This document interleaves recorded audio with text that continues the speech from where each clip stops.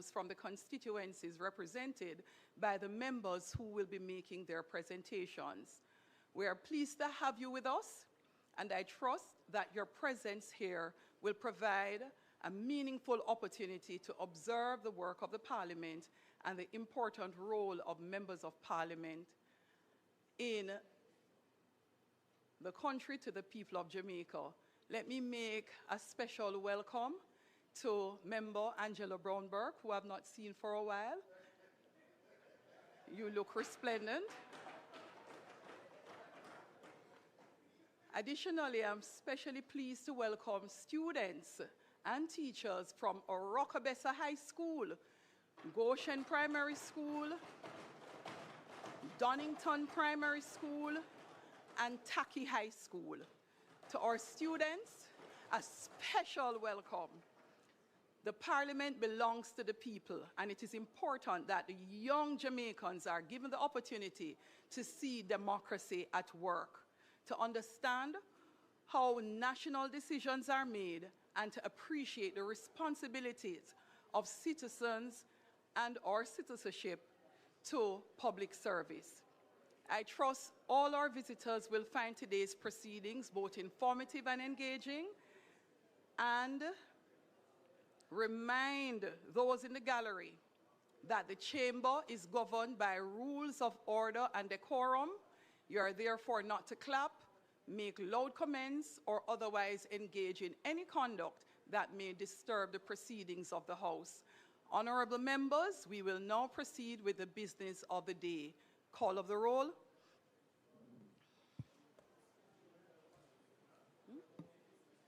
Mr. Clark, Mr. Green, Dr. Holness, Dr. Chang, Mrs. Williams, Mr. Bartlett, Ms. Grange, Dr. Tufton, Mr. Mackenzie, Mr. Montague, Mr. Vaz, Mr. Chuck, Mr. Charles Jr., Mr. Morgan, Ambassador Marks, Mr. Samuda, Dr. Wheatley, Mrs. Cuthbert Flynn, Mr. Terry Long, Mr. Whittle, Mrs. Dalrymple Filbert, Ms. Morrison, Ms. Lee, Mr. Donovan Williams, Mr. Main, Ms. Crawford, Mr. Delroy Williams, Ms. Hamilton, Mr. Seavright, Mr. Azan, Mr. Brown, Dr. Brownberg, Mr. Buchanan, Mr. Bunting, Ms. Burchell, Dr. Campbell, Mr. Cousins, Mr. Crawford, Ms. Daly, Dr. Dawes, Mr. Goulding, Mr. Gordon, Mr. Hales, Mr. Hines, Mr. Hilton, Mr. Jackson, Ms. Jess, Mrs. Malahoo Fort, Mrs. Miller Bennett, Mr. Morris, Mrs. Nita Garvey, Mr. Newell, Mr. Paulwell, Mr. Phillips, Ms. Perkis, Mr. Robertson, Mr. Robinson, Dr. Russell, Ms. Shaw, Mr. Smith, Mr. Dwayne Vaz, and Mr. Warmington. Thank you, Madam Speaker. House Leader. Madam Speaker, we will proceed to public business. Members, the question is that we proceed to public business for the benefit of the sectoral debates. Those in favor? Those against? The ayes have it. Madam Speaker, today we have two presentations as we continue the sectoral debate. Let me join with you in welcoming the visitors to the House, especially the students. It's really good to see so many students from so many different institutions in the House today. We will first hear from the Minister with our portfolio in the Ministry of Economic Growth and Infrastructure Development, with responsibility for land titling and settlements. He is the Member of Parliament for St. Mary Western, and then we will hear from first-time Member of Parliament from Hanover Eastern, Ms. Andrea Perkins. So join me in welcoming the Honorable Robert Montague.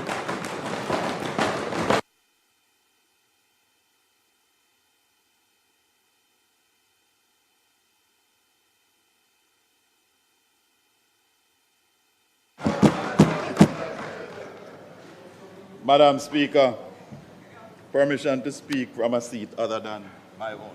Permission granted, Minister. Thank you. Madam Speaker, may I commend you and your astute, fair, and determined leadership of this honorable House. My lady, stay strong. Firstly, I want to give thanks to the Heavenly Father for granting me this privilege, to the Most Honorable Prime Minister for appointing me to his cabinet, and to my colleagues from both sides, thanks for your guidance and friendship. Thank you, member from Eastern Portland. I love the color of your suit. Let me express my appreciation to the clerk and her staff, to Mrs. Arlene Williams, the best and hardest working permanent secretary in Jamaica. To Everett Hyatt, Willard Hilton, Shade Brown, Lisa K. Sadler, Lorraine McFarlane, thank you. To my security team, thanks for all you do. To Natalie Miranda, Deirdre Moulton Gray, Anne-Marie Pollock, Shauna Stewart, Shadeen Kelly, and Dejeuner Connage, my administrative staff, thank you. To the best management team, supervisors, councillors and caretakers, bloggers and party workers, thank you. To the great people of Western St. Mary, thank you for giving me the privilege of serving you for a fourth time. Madam Speaker, in June last year, when friends were few, the workers of Western St. Mary rallied. The people stood by me so that when a 19-point deficit was broadcast and bandied about, some wish that I was done, but I come with it just a come.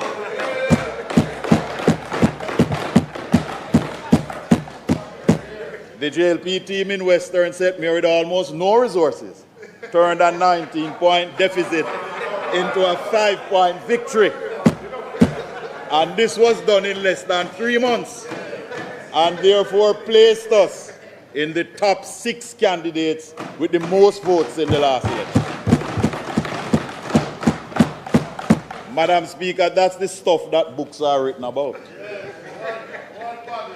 The people of Western St. Mary know that this year we will complete the water projects.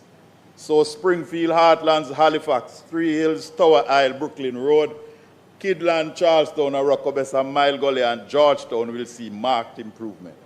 Bless you, Minister Samuda. The clinics in Fellowship Hall and Wood Park will soon be done, so thanks to the Honorable Minister Tufton and his team. And in Hunstown, thanks to the Allen family from Top Pen for donating lands free of cost, they will get a new clinic. I also wish to pause at this moment to express condolences to the family of Ione Brown, a midwife who conceptualized, advocated for, and worked towards establishing the Fellowship Hall Clinic. Nurse Brown passed at age 93.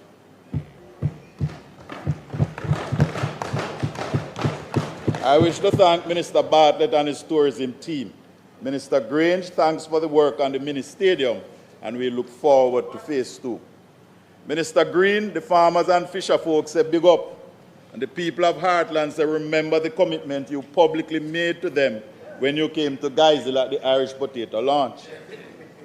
Minister Morgan, all of Western St. Mary has asked me to thank you for what you are doing, but they're also asking when you're coming to tour our roads.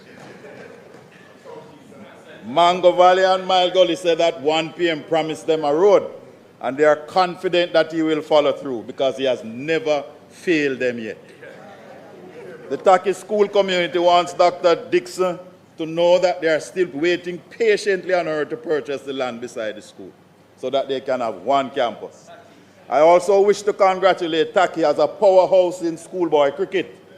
Recently, the school's under-14 cricket team bowled out York Castle High for 0 all-out in 9.2 overs. This has never happened before, but we're still checking the records. So congratulations, Taki High, coming from their main cricket sponsor. Madam, I will speak more about Western St. Mary in the other debate. But I have been entrusted with building out new systems and methods to making land titling and land settlement better, because we are building on a strong foundation to secure Jamaica's future. I also have a great team at the National Land Agency, one of the best agencies of government, if not the best. I wish to congratulate the National Land Agency on their 25th anniversary. Please take a bow, Ms. Walcott, on behalf of a great team at the NLA. Madam Speaker, it is always good to start at the beginning. We have found at the Land Agency that the oldest land title in Jamaica, Volume 2, Folio 1, is for 10 acres in Green Valley, Agwalta Vale, St. Mary, dated in 1894. We are appealing to anyone out there with an older title or any old title to come forward so we can have them recorded. There are approximately 970,000 parcels of land on our valuation roll. 550,000 do have titles, but we know that they have been informal subdivisions, so most of our lands do not have a registered title, and more do not have the title registered in the current occupant's name. We have 379 land settlements, a combination of land lease and land settlements, with 62,690 formal parcels of land.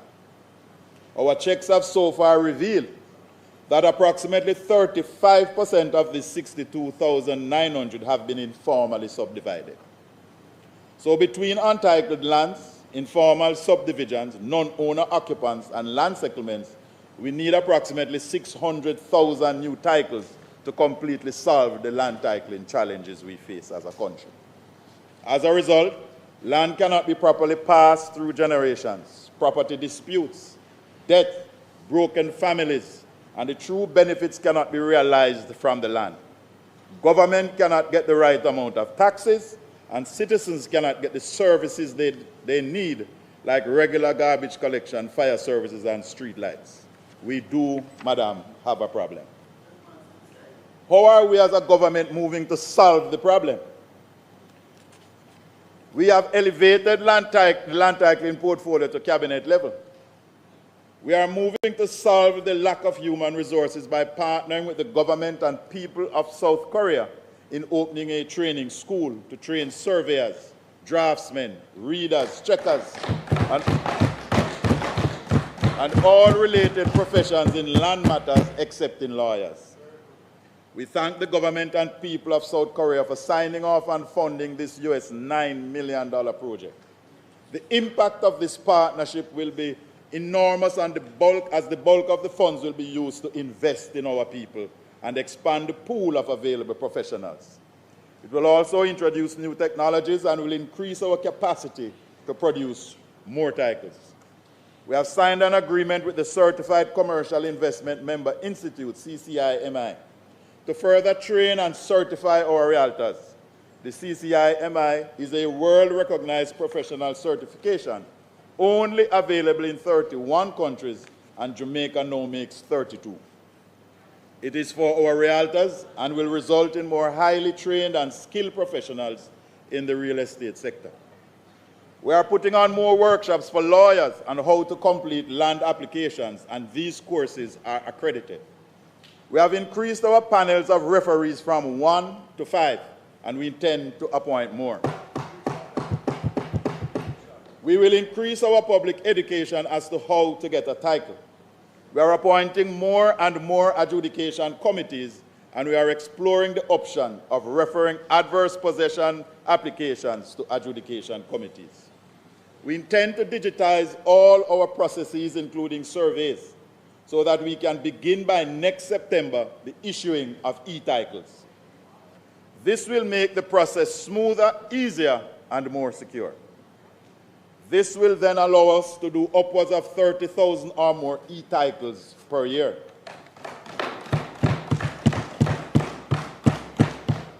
Madam Speaker, we now have a partnership with Fujisto to digitize our records and introduce new technologies into our processes to make them faster yet more secure. We intend by next September, as I said before, to begin issuing e-titles and recalling old titles. The e-title system will also help landowners to watch their properties so that they will be alerted if someone applies to title their lands. This will reduce the instances of persons moving to take over your land by adverse possession. There will be a fee, of course, for this property watch service. Madam Speaker, some people are abusing the adverse possession arrangements. Some have made an industry out of it.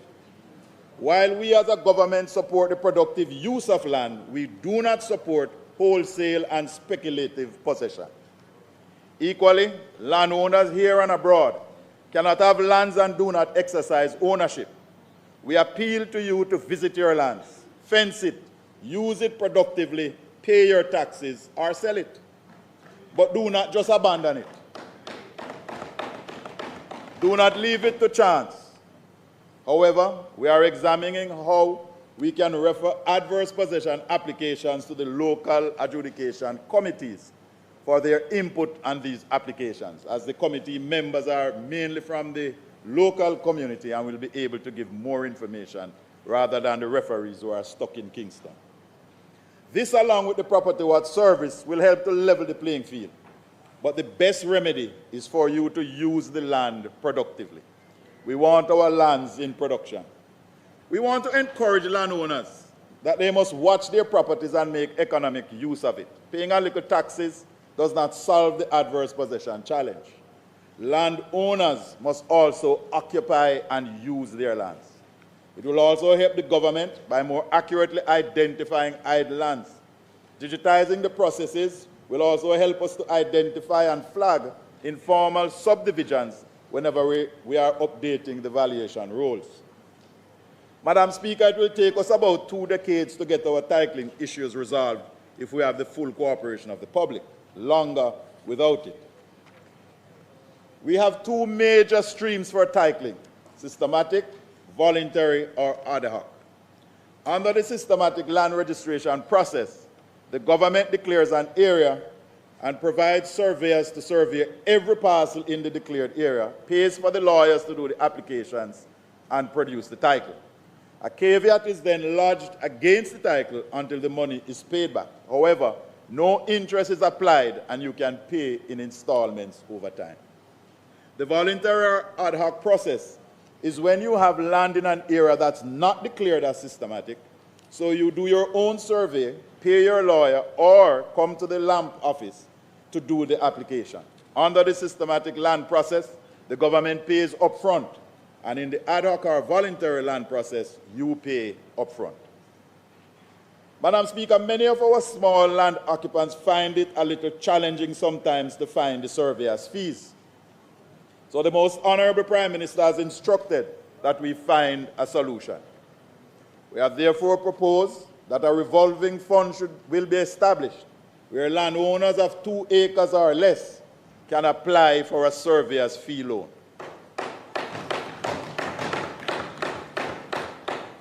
Once the applicant applies through LAMP, an NLA-trained and certified lawyer or a recognized land management service company, they will qualify, and these funds will go directly to the surveyor and a caveat lodged against the title so that the taxpayers will recover the money. This will greatly help many families who today cannot afford to pay a surveyor. In our drive for partnerships, Madam Speaker, we have taken our manifesto and election promise forward.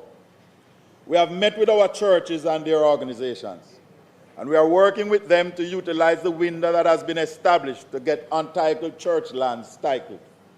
We have trained their lawyers. We have listened to and helped to identify the issues as they refer the parcels to us. We are confident that church-owned lands, including schools, clinics, community playing fields, will eventually be titled, and we hope the churches will join us in encouraging others to get their titles. Madam Speaker, the National Land Agency, through the Commissioner of Lands, will expand the vendor's mortgage window. This will allow persons who have bought government lands to immediately get their titles with a registered vendor's mortgage. This will allow them to continue paying their installments, but they will have their titles in their hands.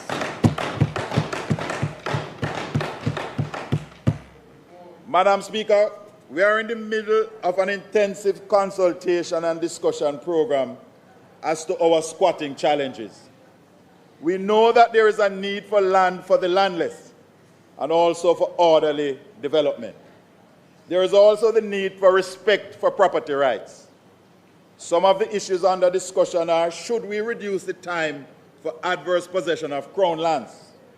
Should we increase the time for private lands for adverse possession? How do we balance the various needs? But we have settled on some points, Madam Speaker. No member of Parliament, nor councillor, nor JP, nor big man, nor area leader can sell government land.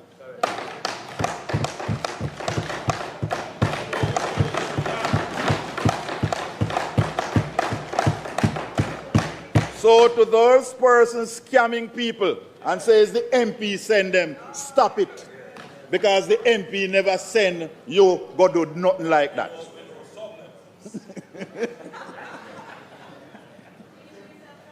Madam Speaker, we want to remove the incentive. We want to remove the incentive for land scamming. Remember, government lands belong to the people. It is bought for development. People are squatting on lands reserved for schools, clinics, roadways, and even one historic site. This is a massive cost to rehabilitate and resettle areas after it has been informally settled. We have met with all the MPs with a squatting challenge. So as of today, June 9th, people who go onto crown lands will no longer be considered for a settlement program. If you're there already, you're there already. But we're not dealing with the new people. And after further investigations, those who sell crown lands will be prosecuted and those who buy will lose their money. Yes. So check with the National Land Agency before you buy any cheap land. Buying land is not like buying rice and flour.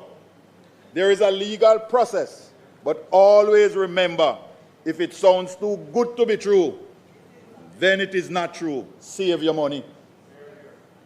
We have done drone and spatial surveys, and we know what is already on crown lands. So if you go on the land after today, you must face the consequences. In the meantime, we will soon announce a major program to address squatting in a structured, orderly, and legitimate manner.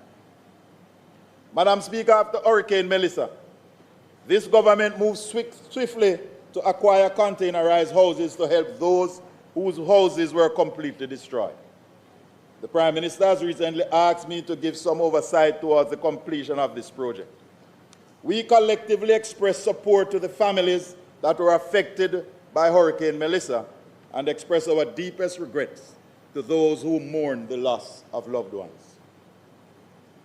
As I gather the facts, examine the systems, and move to build out the units for our fellow Jamaicans, I make an appeal for us to be united as a nation in this effort.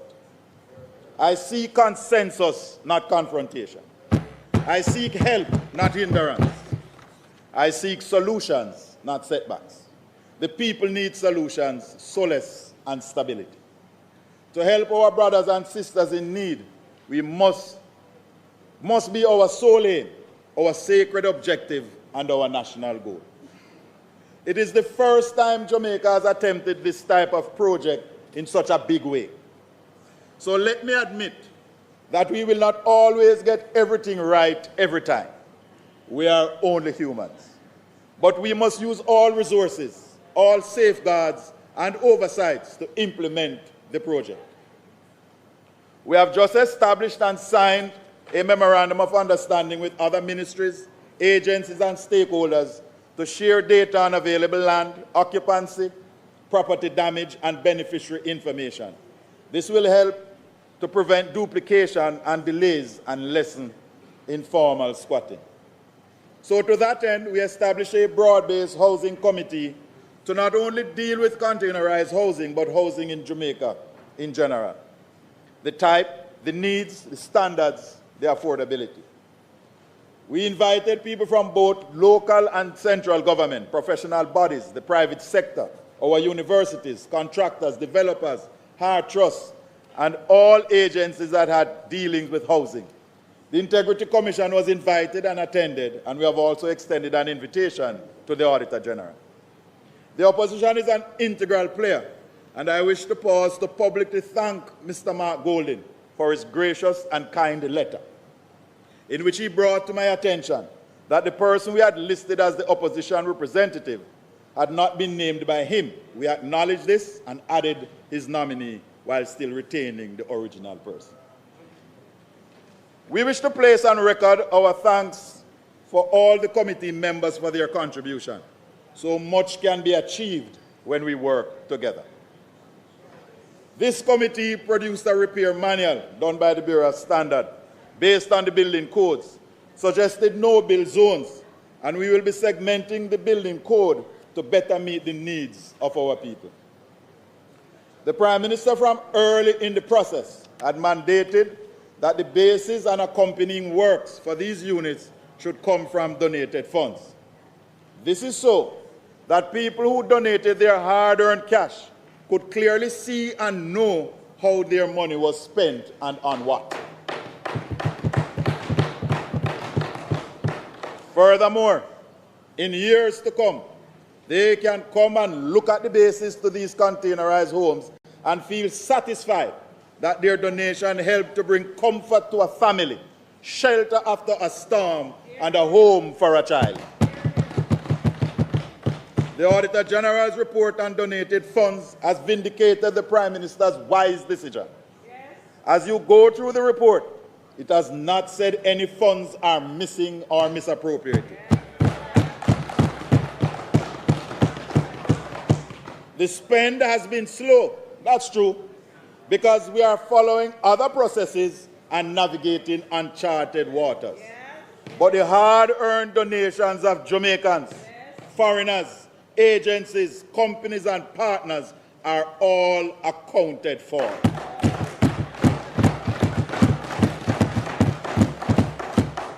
All of Jamaica should take a bow. This is a proud moment in our journey as a young nation. Having been hit by the most devastating weather event, thousands of people were displaced, many government systems and people affected, prolonged period without basic services and even food shortages.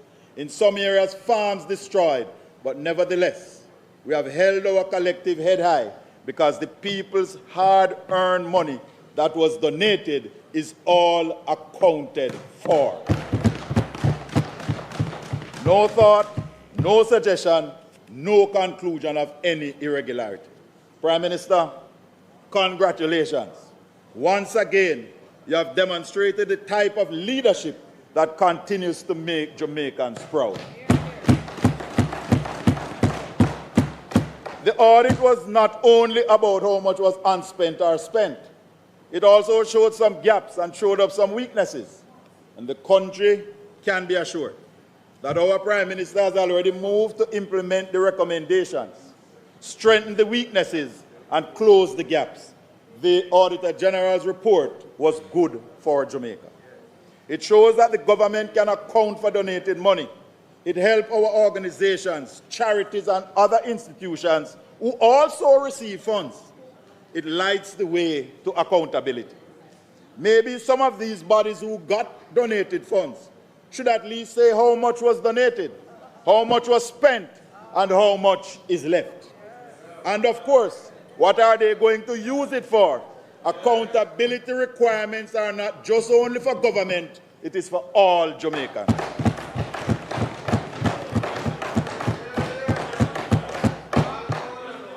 It was originally felt that some 12,000 homes were needed, but many people pulled on insurance, family, community their own resources and began to rebuild.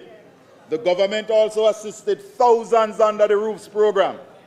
This government, this Andrew Holness-led government, has already spent some $67 billion on hurricane relief and recovery.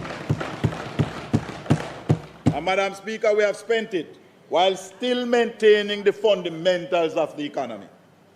The sacrifice of our people, the wise leadership of our Prime Minister and his team has allowed us to spend the $67 billion on our people while not ruining the economy. This is not a run-with-it moment. This is management. The Ministry of Labour and Social Security and the Ministry of Local Government and Community Development now estimate that approximately 2,000 to 2,500 people need the containerized solutions. We have an order 2,524 units, and the government and people of China have donated 200 units for a total of 2,724. Of that amount, 1,424 are on the island.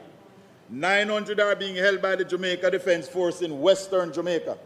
And Madam Speaker, 1,200 of these units now in the island were bought by the National Housing Trust, and more is to come because the Housing Trust is committed to buying 2,500 units. We thank the National Housing Trust, and therefore this questions the argument that the National Housing Trust is not providing enough for enough Jamaicans.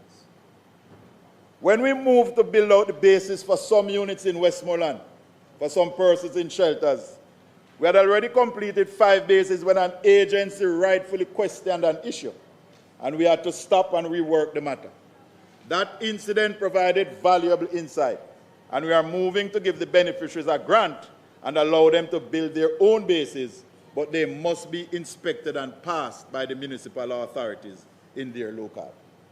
We also wish to thank the Red Cross, which has donated 300 wooden houses, as well as other NGOs and individuals for their assistance with providing housing help. The Red Cross houses will be distributed by them. The Honourable Prime Minister has also instructed the National Housing Trust to build out a section of any current scheme, especially in Western Jamaica, to accommodate persons who are to be relocated. This will help in reducing the cost of support infrastructure. We are hopeful that each NHT scheme island-wide will have that section that our less fortunate people can be adequately catered for. On this note, the PM has also instructed the NHT to seek their board's consent to solve the sewage issue for the Lighthouse Road squatter regularization project in St. Mary. The issue of delayed, misaligned recommendations or advice and slow bureaucracy makes the case why NARA is needed and needed now. Madam Speaker, for any unused units, here is the plan. We are going to keep some units for future disasters and store them with ADPEN. Other units will be donated to those infirmaries with space to help reduce our social patients in hospital and release the estimated 270 beds that are occupied in our public hospitals. These beds are needed by those who are genuinely sick. The new social housing program will benefit, if any is left, and other social programs, including those operated by members of Parliament. It must be noted that the base and attendant works for the units include the bench platforms, sewage system, steps to get into the unit, the cost of transporting the unit from the storage site to the construction site, clearing the construction site, and the lift truck to lift the unit so that it can be locked in. So it's not just about building the base. It's also about how people will have to get into the unit. And that is why we have decided to allow the beneficiaries and their communities to assist. When done this way, better care will be taken of the units. Madam Speaker, the government through the Ministry of Housing owns and maintains 113 housing schemes. Some as rental schemes and some as freehold, but they were never transferred to the owners. But starting this year, we will have them assess and do the corrective works on at least one scheme so that we can apply to the municipal authorities for certificates of completion, have them strataed, and then titles issued to the beneficiaries. They have been waiting too long. Madam Speaker, based on the amnesty for people owing $150,000 or less to government for housing units, we have found that over 2,000 housing accounts qualify. This government, this caring government, is moving to produce and release titles for the long-awaiting first-time homeowners. The ministry, as part of the hurricane response, assisted over 3,000 persons with copies of their documents that were destroyed or damaged at no cost to them. We had the documents on file, copies of them on file, so we were more than happy to produce copies for the people.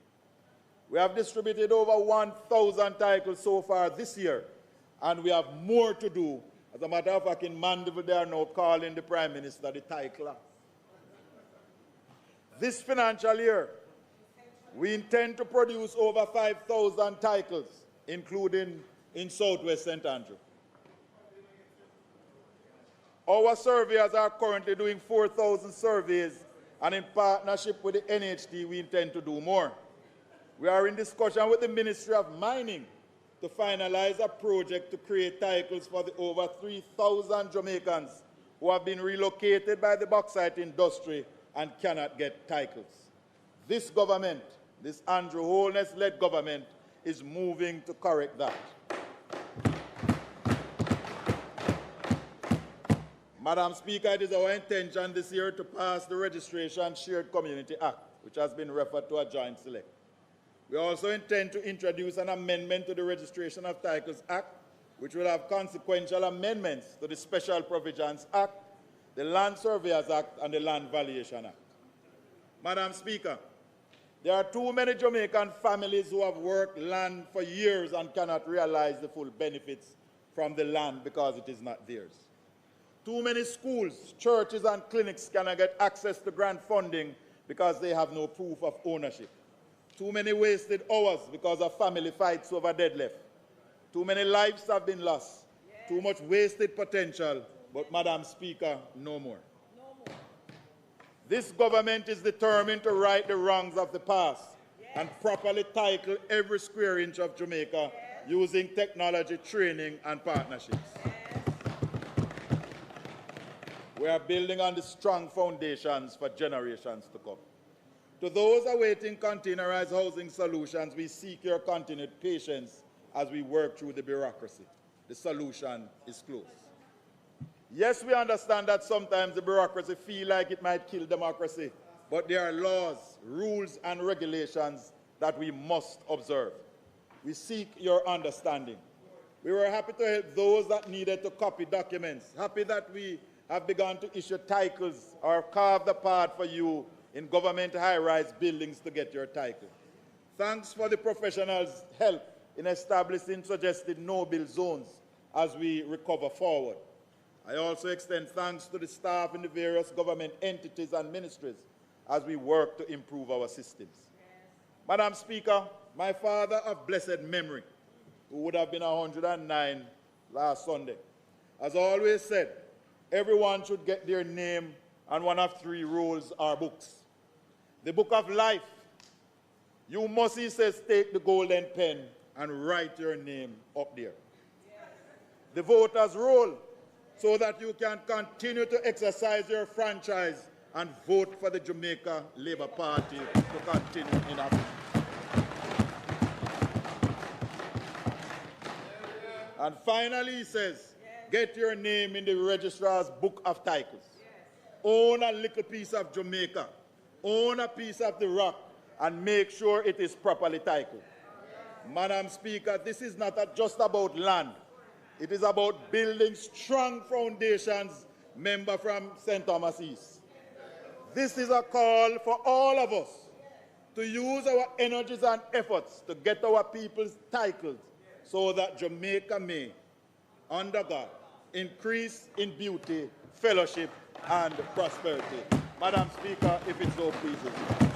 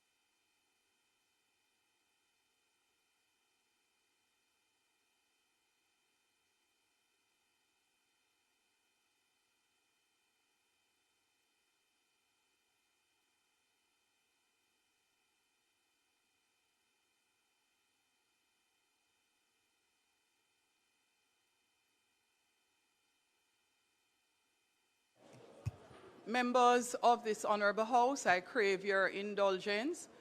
The gallery was filled with the visitors for our previous presenter, and we're just allowing a little time to allow persons on the outside to come into the gallery for the remaining presentation.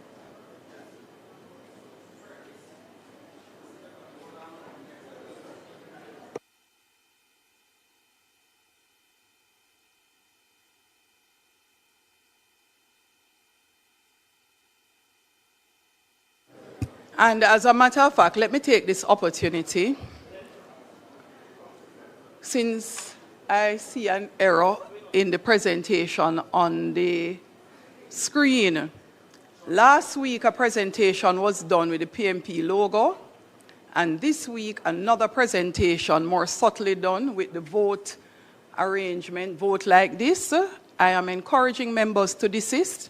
You will see,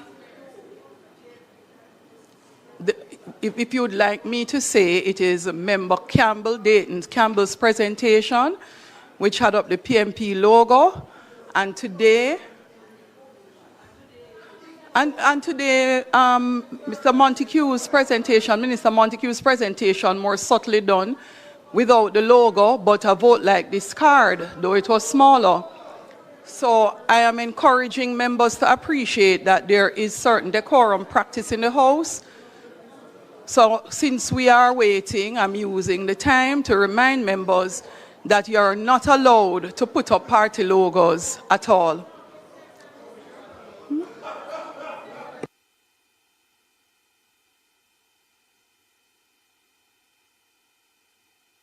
Okay, members, please.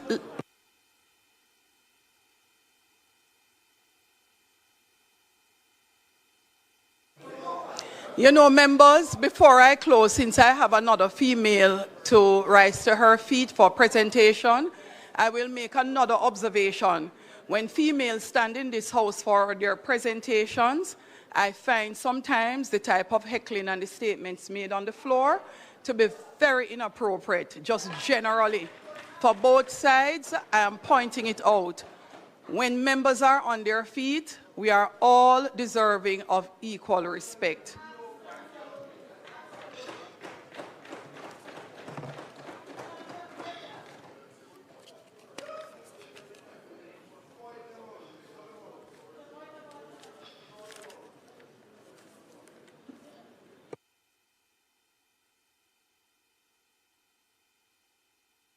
We will now invite to her feet the member from Hanover Eastern to make her presentation.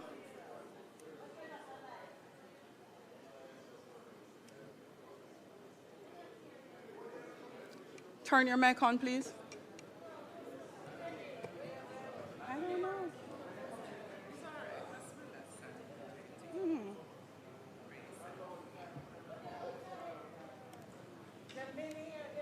They've been here. We don't know. We have to ask the marshal. We were told that they were going to come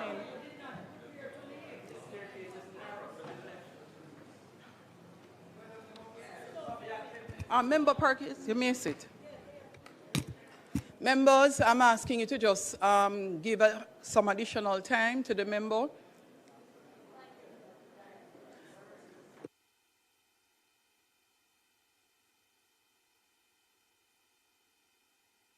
House Leader, a moment, please.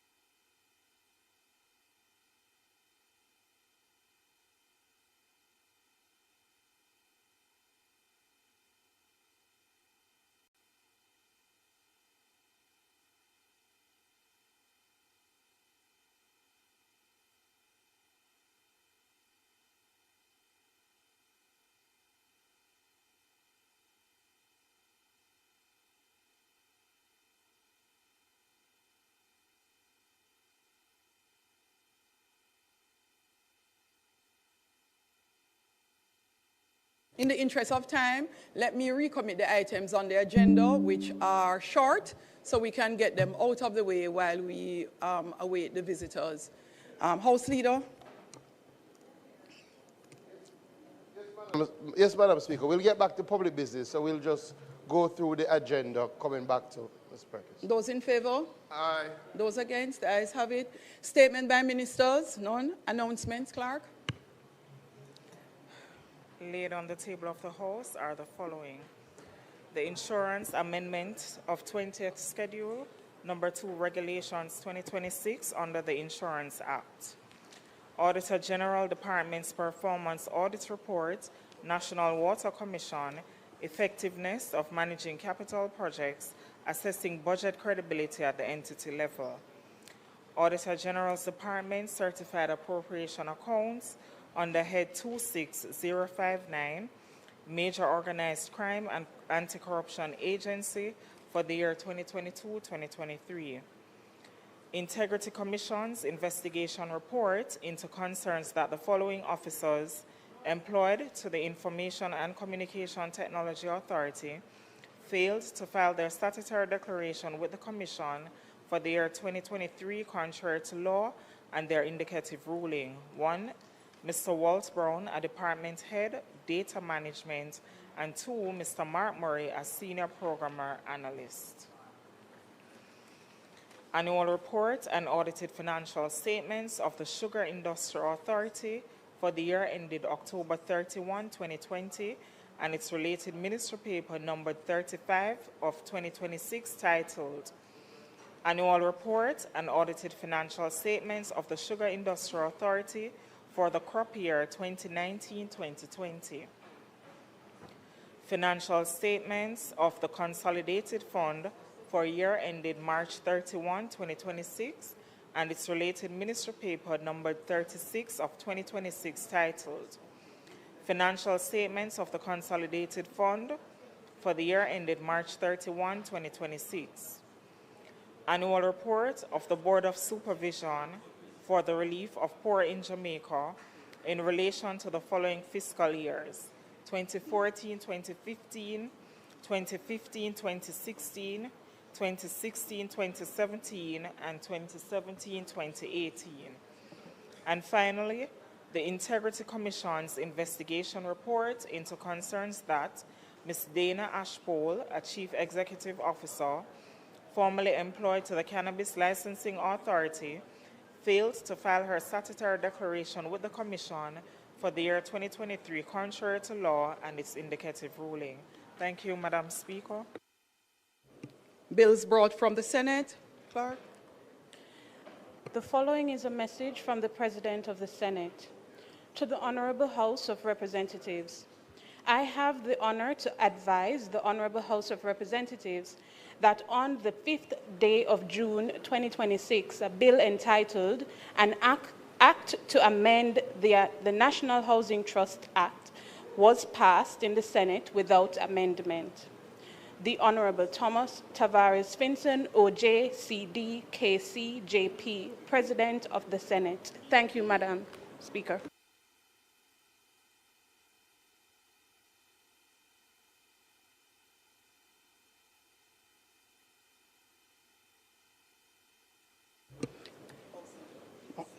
Petitions, papers, reports from committees, notices of motions given orally. House Leader, in respect of the Civil Aviation Amendment Act, we have not yet received it, though it is on the agenda. As soon as it comes, we will make that announcement. Continue from there, House Leader. Madam Speaker, I beg to give notice that at the next meeting of the House, I will move the following motion. Be it resolved that the Insurance Amendment of 20th Schedule, Number 2 Regulations 2026, which was laid on the table of the House on the 9th day of June 2026, be referred to the Regulations Committee of the House for consideration and report. Madam Speaker, I further beg to give notice at a later stage today, I will move for the suspension of standing orders to enable me to take the motion. Minister Vaz. Notices of motions given orally in respect of trade. Mike, please. Thank you, Madam Speaker. I beg to give notice that at the next meeting of the House, I'll move the following motion. The Trade Act. The Trade Standard Incandescent Light Source Prohibition except under License Order 2025 Resolution, whereas Section 81A, B, and C, respectively, of the Trade Act, herein referred to as the Act, provides that the Minister may by order prohibit absolutely the importation or exportation of goods or any class or description of goods from or to any country. B, prohibit the importation or exportation of goods of any class or description of goods or to any country except under the authority of a license granted by the Minister. And C, regulate the distribution, purchase, or sale of goods or any class or description of the goods. And whereas Section 10(1) of the Act provides that notwithstanding anything contained in Interpretation Act, an order made by the Minister under the section may provide that the subject to affirmative resolution in respect of any breach to which subscription 2 refers, that the offender shall be liable on summary conviction thereof before a parish court to such fine not exceeding $2 million or to such term of imprisonment with or without hard labor not exceeding 2 years as may be prescribed therein. And whereas Section 10(2) of the Act states that where under any such order the importation of goods of any class of the description of goods from any country is prohibited except under the authority of a license granted by the minister. Any goods imported in breach of such prohibition shall be deemed to be prohibited goods within the meaning of the Customs Act, which have been imported contrary to the prohibition against their importation and the provision of Section 210 of the Act. The said Act shall apply accordingly. Now, therefore, be it resolved by this Honourable House as follows. The resolution may be cited as the Trade Standard Incandescent Light Sources Prohibition except under license, or the 2025 resolution, and the Trade Standard Incandescent Light Sources Prohibition except under license, or the 2025 resolution was laid on the table of the House on the 9th day of December 2025 is hereby affirmed. Madam Speaker, I beg to further give notice that at a later stage today, I'll move for the suspension of the standing orders to enable me to take the motion. Thank you, Minister.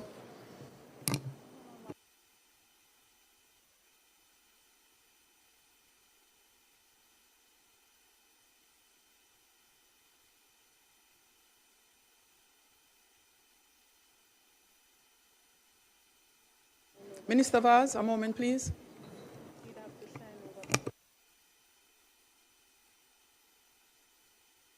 No, Minister Vaz, approach.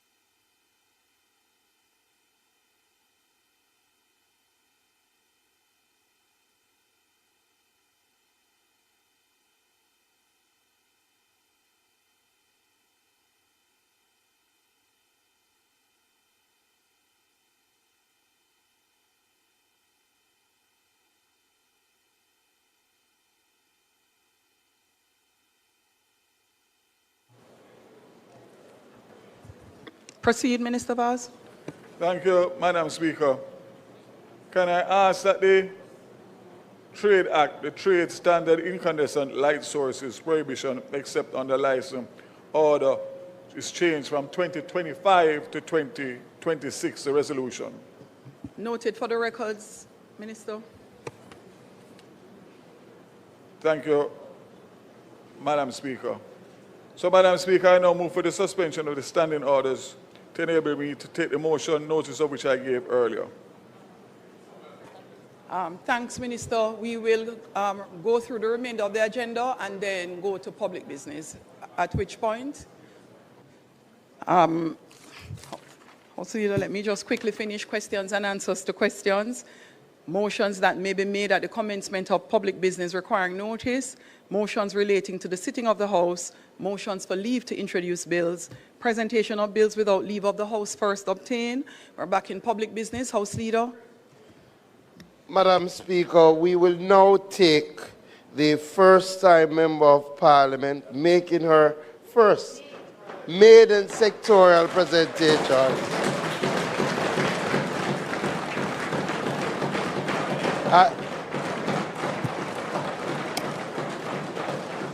For A those member seated, from Hanover Eastern. for those seated in the gallery, unfortunately you missed the opening of Parliament, but you are not allowed to clap or make any noise in the gallery. You should do nothing in the House that disturbs the proceeding of the House. Those are the rules of the House of Parliament. Thank you so much. Member, I join the members of the House in congratulating you for joining this House and look forward to your presentation within the time limit allowed.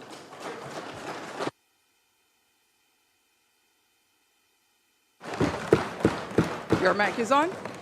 Madam Speaker, permission to speak from a chair that is not of my own. Permission granted. Madam Speaker, I rise in this honorable House acutely aware of the weight of this moment, not merely as opposition spokesperson on tourism and linkages, but as the first woman Eastern Hanover has ever sent to represent the constituency,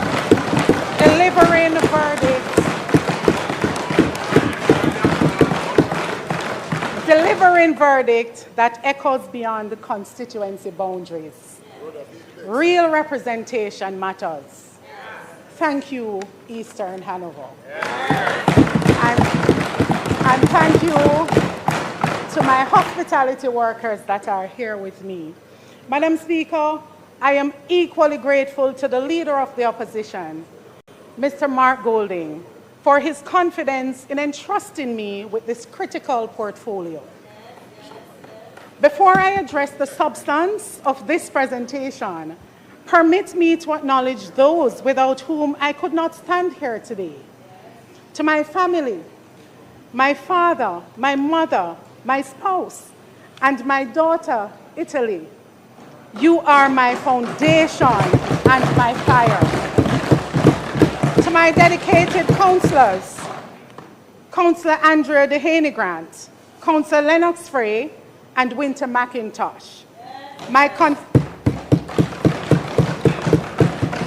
To my constituency staff and secretary, my executive team, you are the engine behind this opportunity. I am profoundly grateful. Madam Speaker, it is from this place of gratitude and with a full weight of accountability that history demands that I now turn to the urgent matters before us. Tourism is not an abstraction in Jamaica. It is the school fees, it is the mortgage, it is the food on the table. And today, for too many Jamaicans, it is the anxiety of waiting for a hotel that has not reopened, for a paycheck that has not come. Tourism is Jamaica's largest foreign exchange earner and one of our most people-intensive industry. Yet those people are in crisis. This government has mastered the art of press release. It has not mastered the art of governance. This is not a celebration, Madam Speaker. It is an accountability audit. Today I will examine the full tourism ecosystem from the skies to the roads, from the grand resort to the small hotel. I will open the books on what goes into Jamaica's tourism pie, how it is being baked, who is getting the lion's share, and who is being left to fight for the crumbs. We will ask the question the minister has not answered, and we will present the framework Jamaica needs. Madam Speaker, the government loves the headline. Jamaica welcomed 4.27 million visitors in 2024, generating approximately $4.35 billion US dollars. These numbers are impressive. They reflect hard work across the industry. Madam Speaker, numbers don't bleed, workers do. Behind every reported statistic is a workforce in distress, and the local business sector under siege. So let us examine what these government numbers actually tell us and what they are designed to conceal. Madam Speaker, only 9 days ago, the Minister of Tourism was not in this chamber. He was not in his constituency or meeting hospitality workers in month 9 without pay. Instead, Madam Speaker, he was in the Kimberly Hotel in New York City, making yet another grand announcement. In the next 10 years, 10 million visitors, 10 billion US dollars, a new acronym, a new press release, a new headline, likely another missed target. And not to mention of why full hotel workers, the reopening of the hotels are still slated for 2027. Hurricane Melissa exposed the fragility beneath brochures. The minister speaks of detailed assessment. Workers speak of 9 months without pay. The gap between ministerial announcement and lived reality has never been wider. Madam Speaker, as someone who has worked directly in the trenches of tourism ecosystem, I do not view tourism as a set of abstract macroeconomic figures. I do not view it as a collection of glossy press releases or international billboard campaigns. No, Madam Speaker.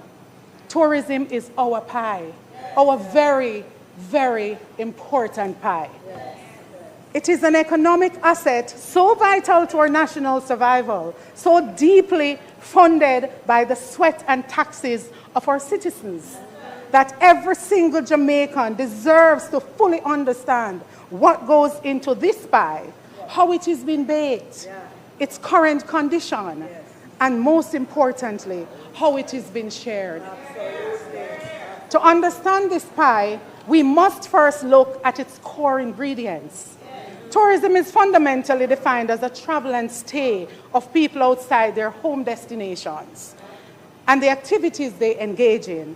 Therefore, our complete Jamaican tourism pie requires specific, deeply interconnected ingredients.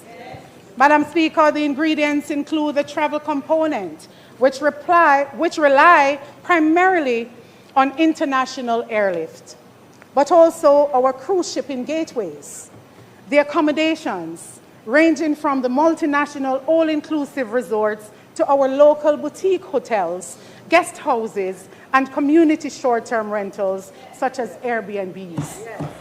Thirdly, Madam Speaker, the culture and entertainment, the unique experiences, our world-class music, heritage, our food, and the general way of life that draw people to our shores. Fourthly, Madam Speaker, one must not forget the production linkages, the local farmers, manufacturing plants, and our entrepreneurs in the creative sector. Finally, Madam Speaker, the human capital, the foundational bedrock of the entire operation is the moment of truth when our visitors interact with our hospitality workers, transport providers, our Juta, Jekyll, and Maxi drivers, our craft vendors. Madam Speaker, the linkages agenda was built on a simple premise. Jamaican tourism should generate Jamaican prosperity. The evidence before this House today shows that this premise has not been fulfilled.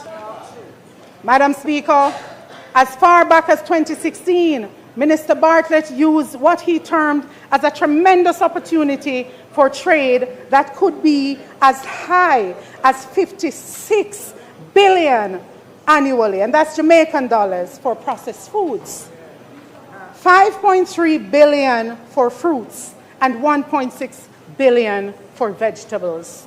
Madam Speaker, the minister stated that annual leakage in the manufacturing sector is estimated at some $65.4 billion as the total annual expenditure by the tourism sector on manufactured foods.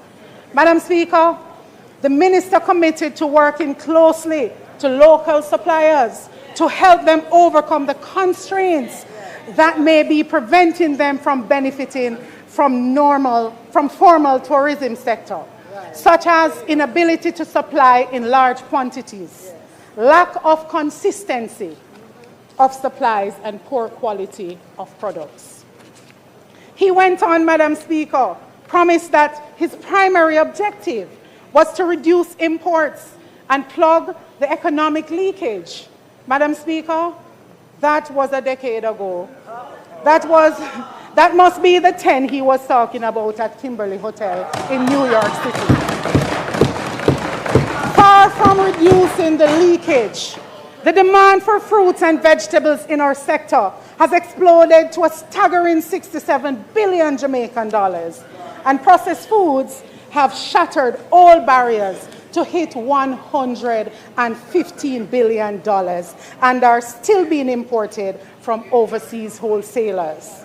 Madam Speaker, foreign-owned mega resorts imports its fruits and processed meats from overseas wholesalers, while hard-working farmers in St. Elizabeth, in Hanover, watch their crops rot in the field. The very imports he specifically named and promised to eliminate have skyrocketed under his watch. Madam Speaker, our national food import bill has hit an all-time record high, $1.46 billion US. He promised to fix the leakage. The leakage is now a flood. Then 10 years, one promise, 0 results. Madam Speaker, Minister of Tourism announced strategy to grow the tourism industry with a 5-pillar plan. Chief among this was tapping into new markets, and the multiple destinations have lamented on Jamaica's overdependence on North America. In 2019, COVID-19 pandemic, he highlighted one basket vulnerability. His words, this, Madam Speaker, we cannot put all our eggs in one basket of North America. If that market sneezes, Jamaica catches pneumonia. True economic resilience demands that we open direct paths to the south and across the Atlantic. Again, in 2022, Minister highlighted, and I quote, our high dependence on, the Minister highlighted in 2022, our high dependence on source markets like the US and Canada leaves us entirely at the mercy of external border decisions, flights cancellations, and foreign health advisories. Diversification is no longer an option. His words, not mine. It is a matter of survival. Madam Speaker, let me repeat and emphasize, the minister said, diversification is no longer an option. It is a matter of survival.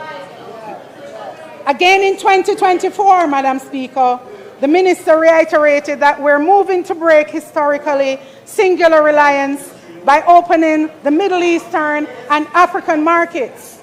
We need visitors whose travel habits are decoupled from the economic cycles of the United States. Madam Speaker, the minister speaks eloquently about the tourism linkages network. Yet under his watch, international financial benchmarks reveal a scandalous reality. Yet under his watch, linkage has become a euphemism for massive economic leakage.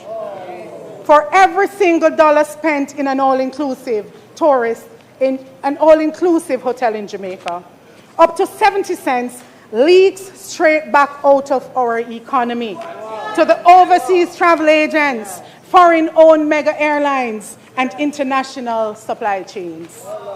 Every single dollar earned in this sector leaves Jamaica immediately.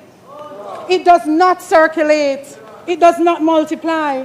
It takes an immediate U-turn back across our borders. Madam Speaker, speaking of the Middle East, in 2022, he went to Riyadh and Dubai, promising a Middle Eastern corridor.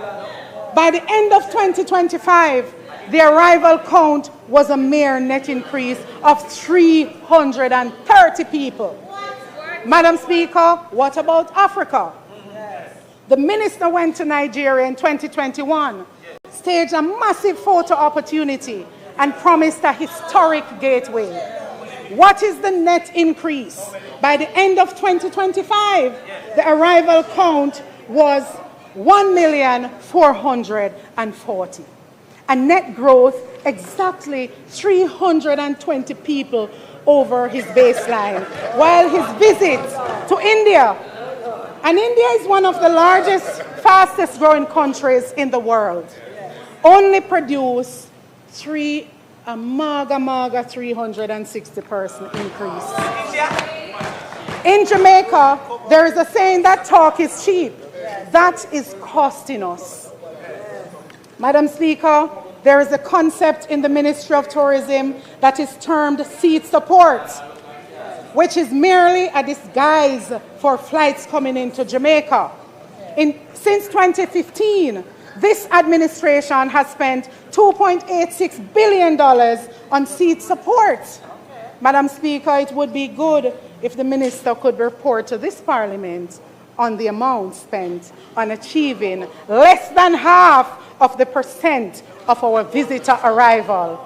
Madam Speaker, despite the multiple utterances for the importance of diversification, what has happened to our primary market in the meantime? In 2017, the United States accounted for 64% of our total stopover arrivals. By the end of 2025, our reliance on the US market had ballooned to 71%.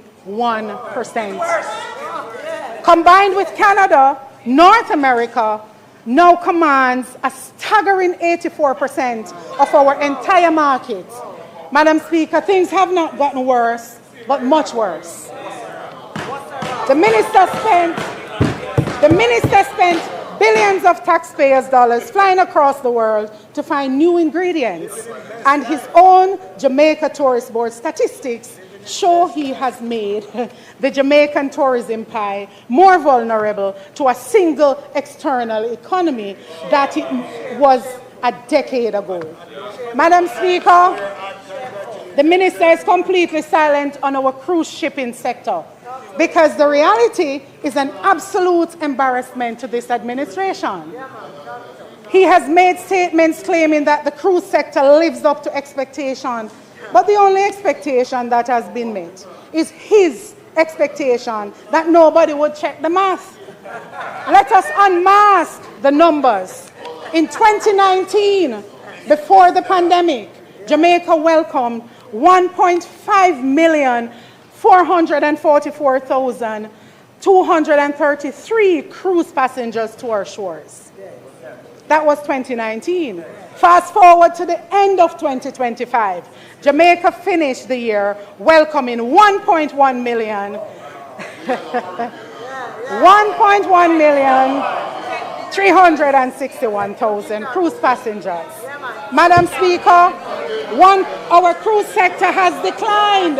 Madam Speaker, our cruise sector has declined by 28% compared to 7 years ago.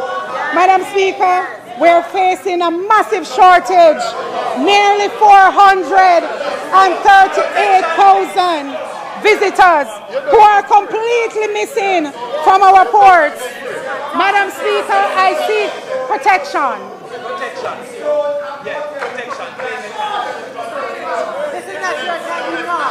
Let me reiterate, Madam Speaker. Members, please allow the members.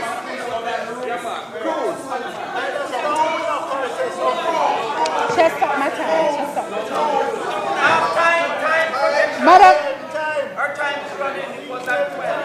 Madam Speaker,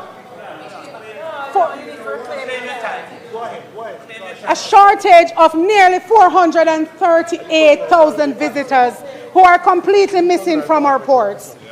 438,000 visitors using our taxi service to buy our craft, to experience our attractions. Madam Speaker, let's go deeper into the math. Government's inability to reclaim cruise market share has cost our tourism practitioners over $3 million in passenger opportunities.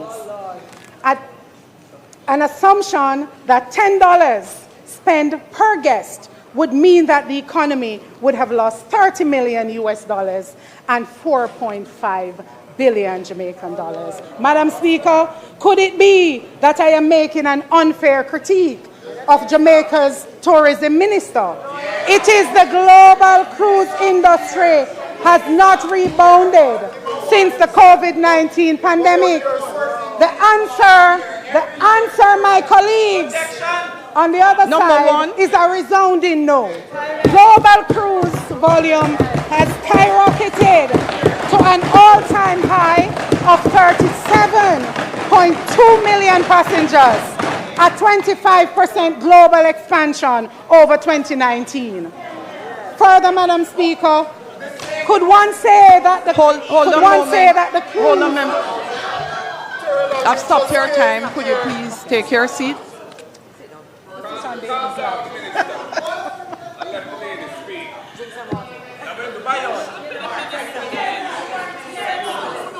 I have stopped the time for the member from Hanover Eastern and for the member from St. Catherine East Central. The member from St. Catherine East Central.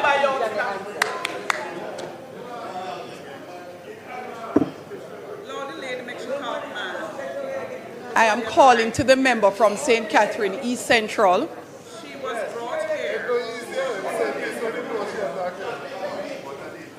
Thank you, Andrea. Thank you, Andrea. I am thanking her.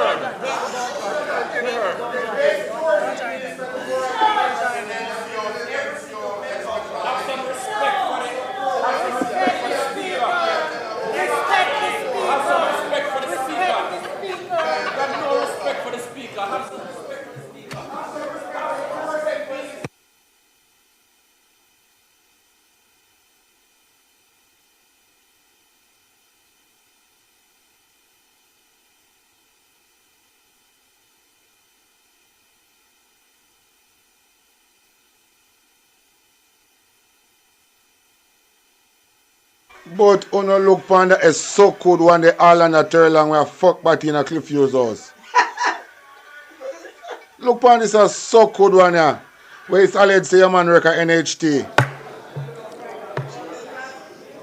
Members, for those members who seek the protection of the Speaker, it would be perfectly in order for the person on their feet to ask. The Speaker will not take instructions in respect of protection from other members of the House. So, member, you are guided to address the Speaker of the House yourself. Now, that is when I will intervene. Additionally, members, a lot of what you do on the floor, I keep repeating it and say on the floor, is not heard up here at the top where I am seated. Well, fine, so I am asking you again to be so guided. It works for you and it works against you. There is no additional time left because I have asked that the clock be stopped to address the disturbance of the member on her feet. Now, members, when the disturbance comes from the opposite side of the House, unless the individual is very close to the mic or very loud, the only place they are causing disturbance is in this House. It is not heard outside, all right? Now, members, those who are in closest proximity to the mic, your disruptions are heard far more loud on the media. I will not repeat this because I'm sure enough persons are seated in the House, and I suspect this is not my first or second time saying this. Members, I'm going to ask you to allow the member from Hanover Eastern to complete her presentation in silence as is required by the standing orders of this House. Member, could you please turn your mic on? Member from Hanover Eastern. You may proceed. Madam Speaker, the Jamaica Union of Travelers Association was created by the People's National Party Minister Francis Tulloh, with one explicit mission that it should be one avenue of Jamaican ownership. Together with Jekyll and Maxie, they represent generations of Jamaican families who built their livelihoods on tourism transportation. Madam Speaker, these local grassroots ambassadors are being systematically displaced. This government has allowed major hotel operators to establish their own in-house transportation companies, systematically cutting out Juta and Jekyll operators. Many all-inclusive properties, foreign companies control transportation, while local drivers still pay parking fees to access compounds. The all-inclusive model is a vertical integration machine. The room, the food, the entertainment, the water sports, and now the vehicle, all under one foreign corporate umbrella. It is colonization all over again. The structure ensures the bulk of tourism revenue never touches Jamaican soil.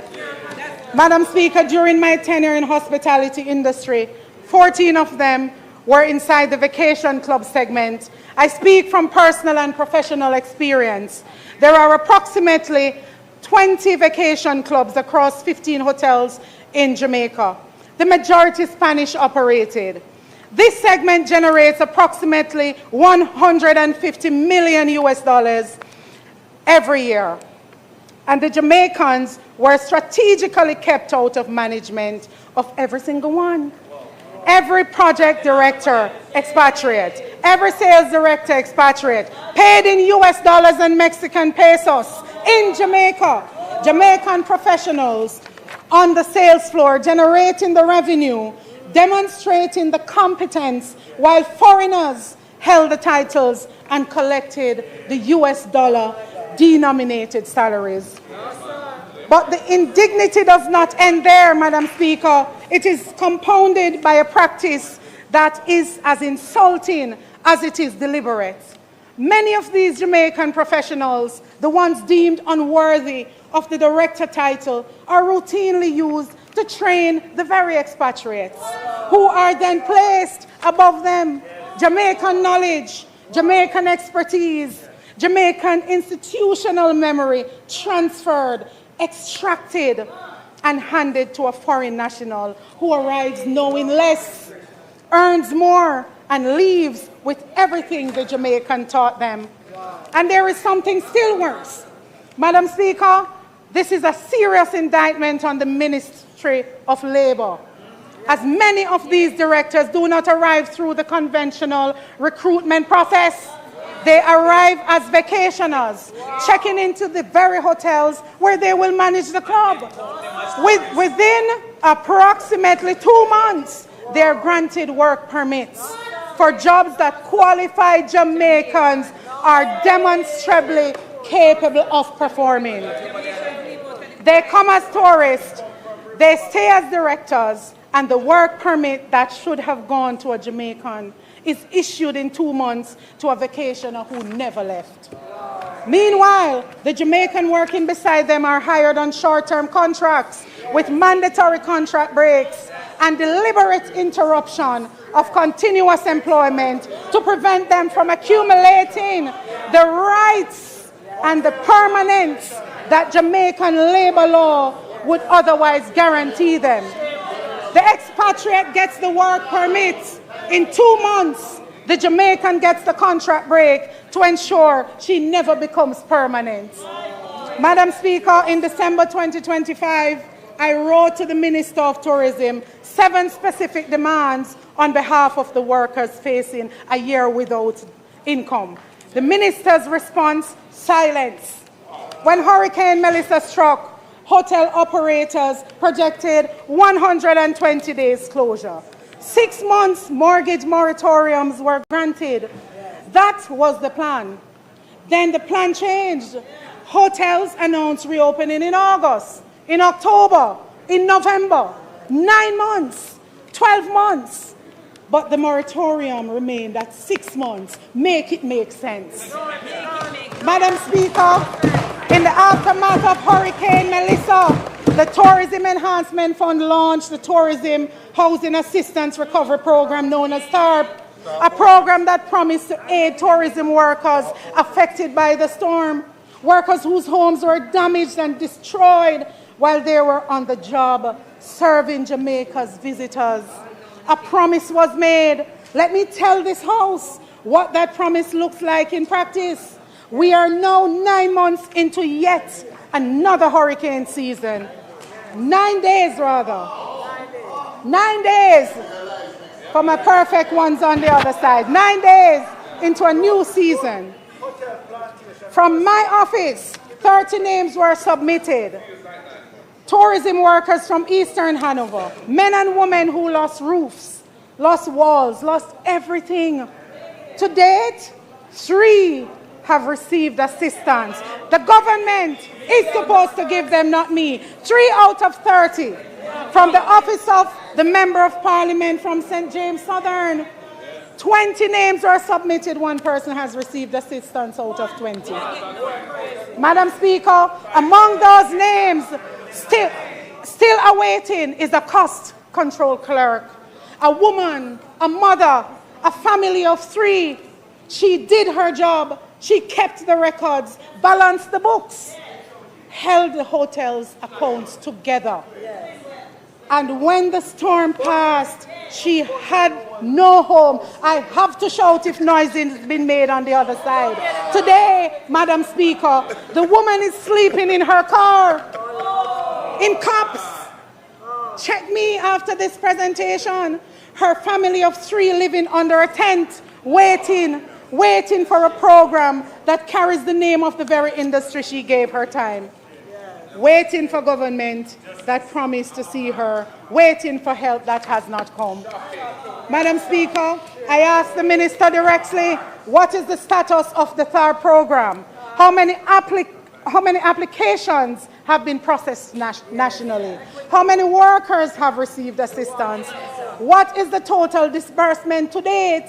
And what is the timeline for honoring the commitments made to hundreds of tourism workers still waiting? These are men and women on whom this entire industry depends. They welcome visitors to our country paradise. They smile through the exhaustion. They serve with warmth and professionalism. And then they go home to a living nightmare. Damaged walls, leaking roofs, mold spreading where the floodwaters came in. And the pattern is deliberate. Long-serving employees, 18 years of service, are summoned to human resources departments and told to go home or face redundancy. While they sit at home, though, contract workers are deployed to those same properties. We need an intervention. This is not a coincidence, Madam Speaker. This is a strategy. Hurricane Melissa has been used as a pretext to casualize Jamaica's hospitality workers. 3 months contract, no security, no redundancy protections, no dignity. Michael Manley gave dignity to Jamaica's workers. What this government's silence is enabling is the dismantling of everything he fought to establish.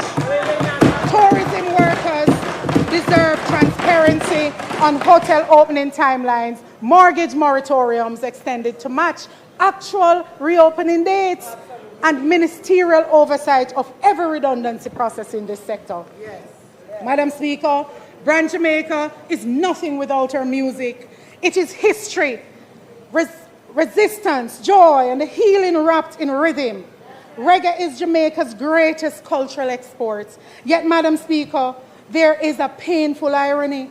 When visitors check into most all-inclusive hotels expecting the soul of Jamaica, they find imported overseas performers, while our talented, gifted entertainers are idle at home, displaced in their own country, watching foreigners profit off a sound their ancestors created. Madam Speaker, this is cultural exploitation. Madam Speaker, Jamaica's small accommodation sector, the Airbnbs, guest houses, boutique hotels, and family-run properties are the invisible backbone of our tourism industry.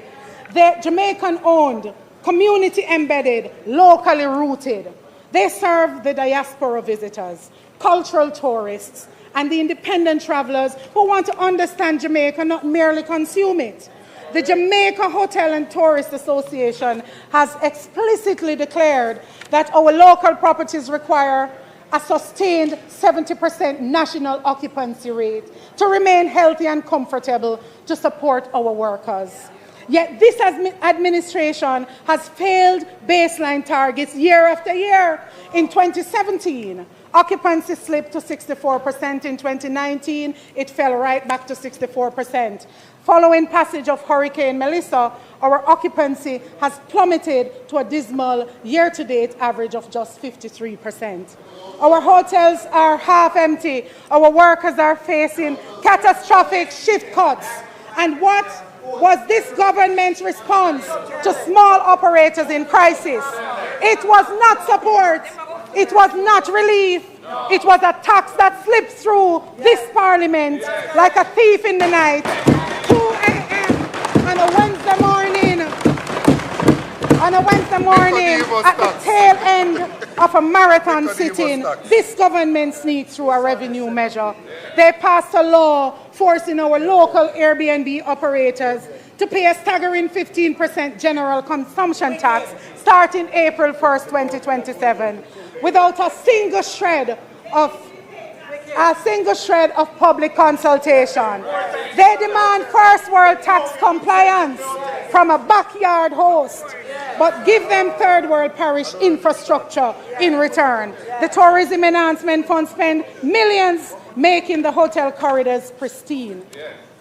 The roads leading to local guest houses are riddled with craters that visitors cancel their bookings out of pure frustration. They subsidize foreign capital, but they penalize local hustle.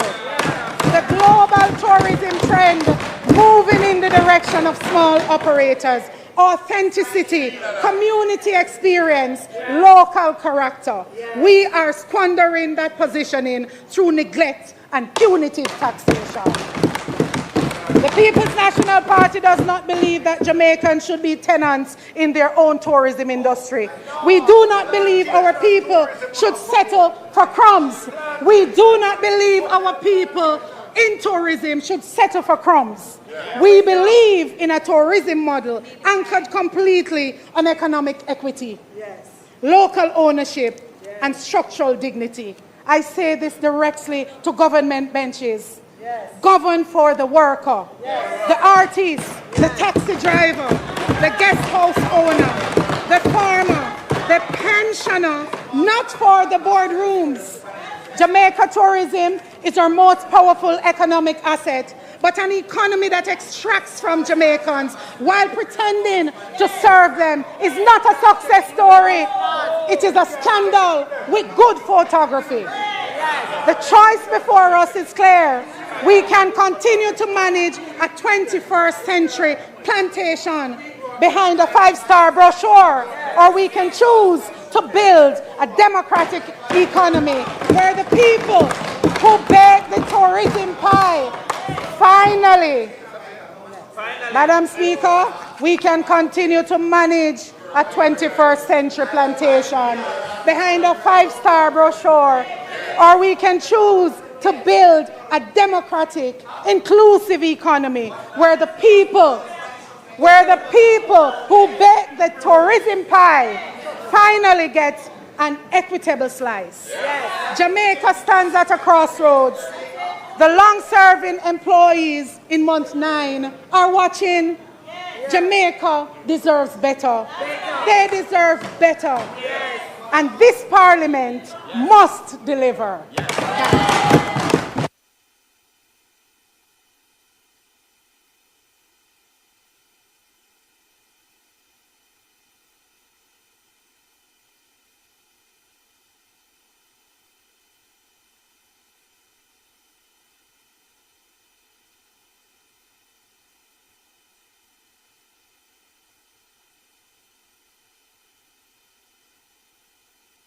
Hey, big up yourself. I did believe in you and I'm silent as a lamb.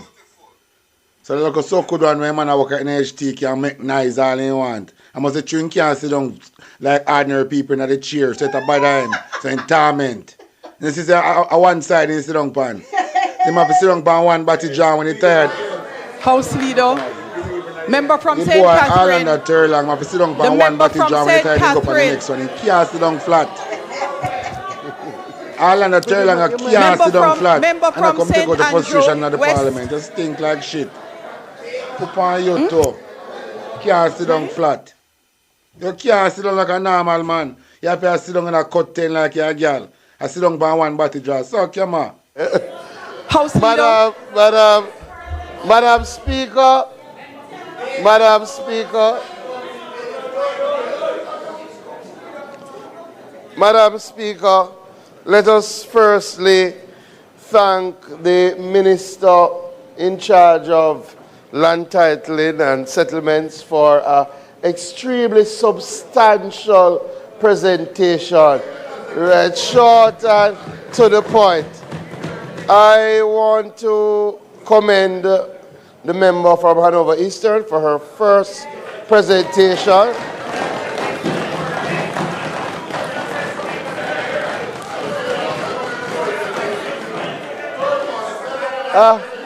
A quite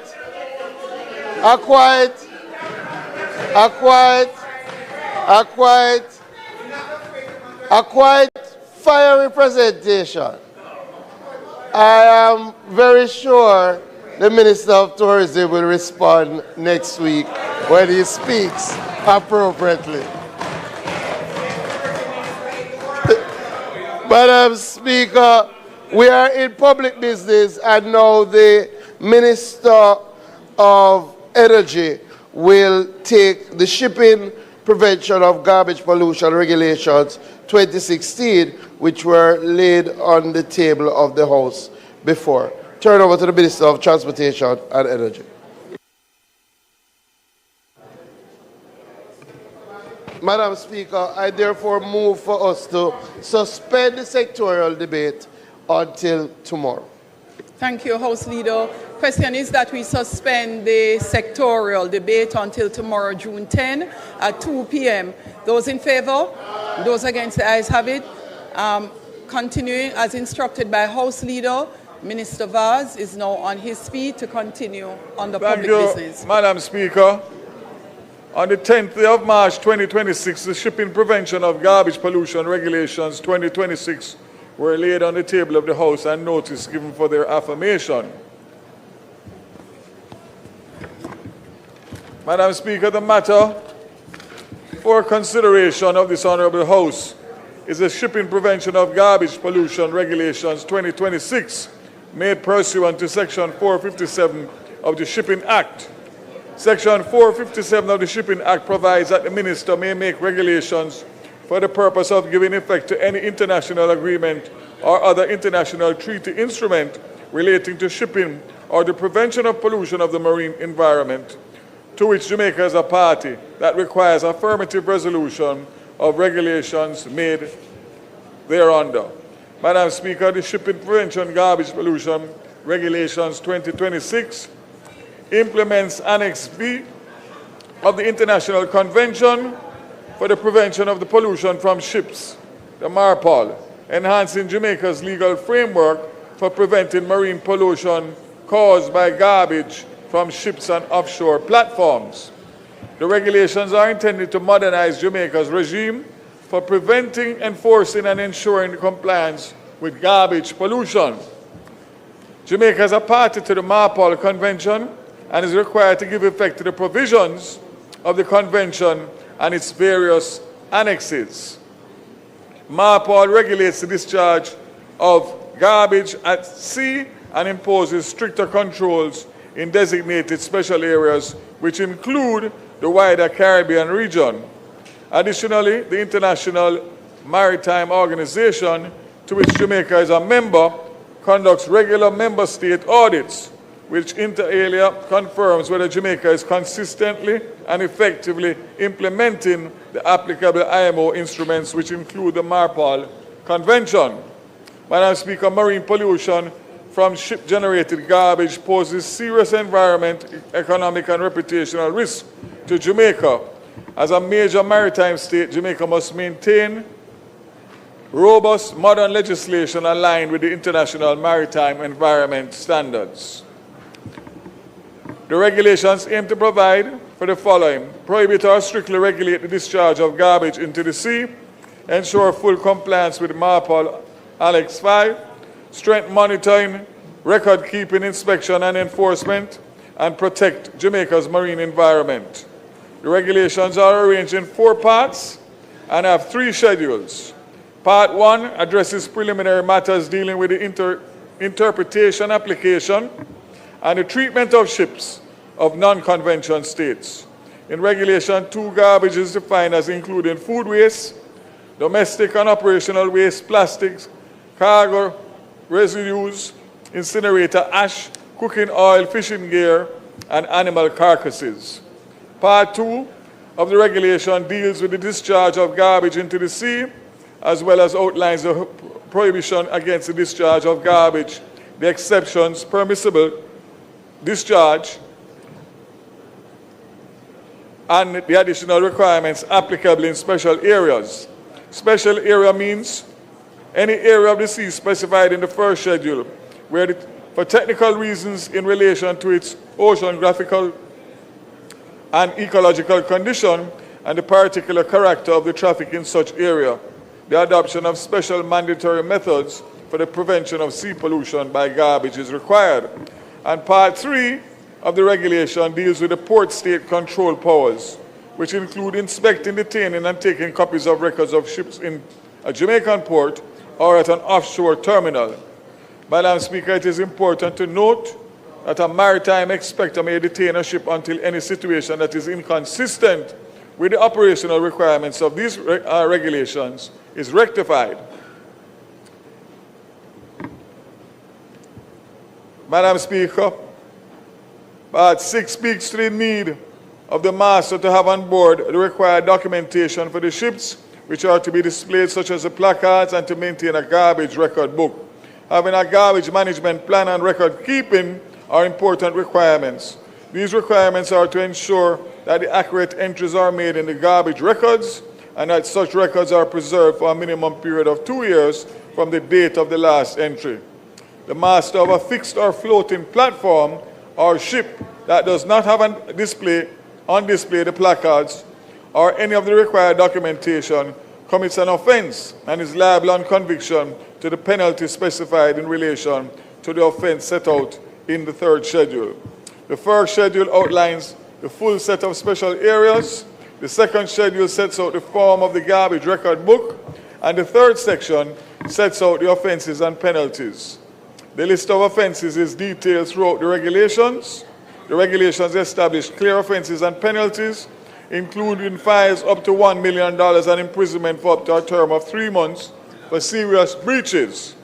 The following offenses are included in the regulations: unlawful discharge of garbage, failure to report loss of fishing gear, failure to carry placards, garbage management plans or the record books, failure to make required entries, and making false or misleading records. The applicability of the regulations are Jamaican ships wherever they operate and foreign ships while in Jamaican waters, as provided in Regulation 3. The regulations exclude Jamaican government ships on non-commercial services and the Jamaica Defence Force vessels unless otherwise prescribed by the Minister.